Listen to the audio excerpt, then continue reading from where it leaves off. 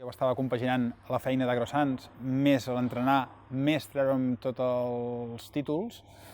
No tens temps per gaires coses més, no? I després, quan ja t'hi dediques, tampoc tens temps, perquè estàs molt dedicat a la teva feina i tant a dins com a fora del camp. Llavors, òbviament, hi ha coses, com totes les feines, que afecten a aquesta dedicació, i una d'elles és el temps amb els amics, el temps amb la parella o el temps amb la família.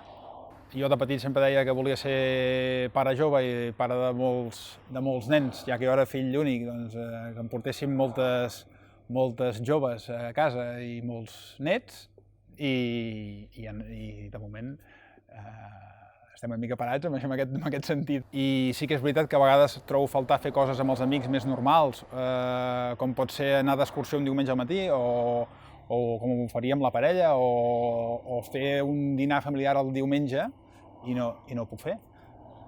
Però això passa en moltes professions i aquesta és una d'elles. Sí, que em veig casat.